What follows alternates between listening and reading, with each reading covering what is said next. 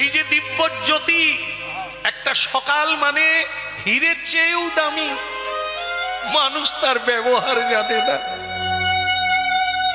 তাস খেলে, সুরাপান করে, আজগুপি গল্প করে জীবন কাটিয়ে দিল রে।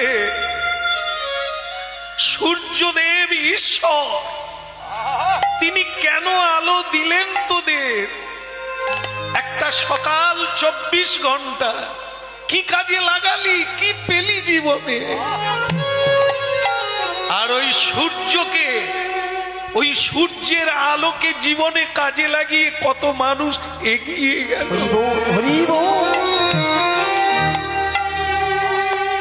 মানুষ কত কাজ করছে জীবের কল্যাণের জন্য, নিজের জন্য, আর তুই অবহেলায়, হ্যাঁ, তুই কুড়েমি করে, তুই অলস হয়ে কাটিয়ে দিলি। তুই তাহলে তার সূর্যের আলোকে তুই কাজ করলি কি?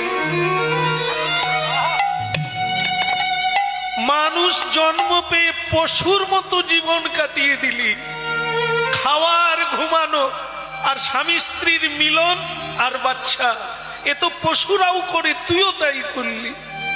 আলাদা কি করলি মানুষ হয়ে? বাবা, ভগবান কাউকে আলাদা করে সূর্যের আলো দেয়নি রে। যখন বৃষ্টি হয় সমানভাবে সব জায়গাতেই হয়, কিন্তু ধরে রাখতে পারে না।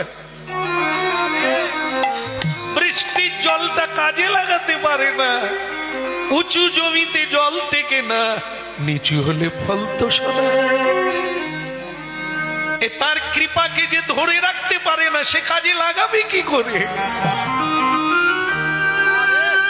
বাপ, ওরে দিচ্ছে, খেতে দিচ্ছে, হাতে নিলি, কিন্তু নষ্ট করে দিলি, খেলি না।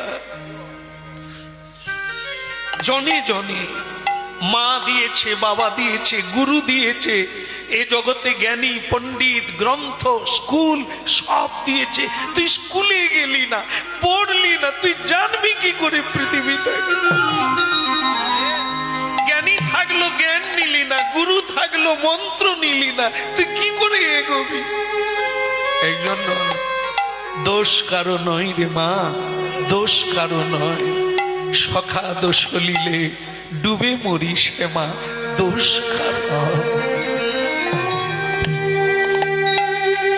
এই মানুষে মানুষে এত বৈচিত্র্য কেন, এত আলাদা আলাদা কেন? কর্মফলে যে যেমন কর্ম করে, নিজের ভাগ্য নিজেই তৈরি করে।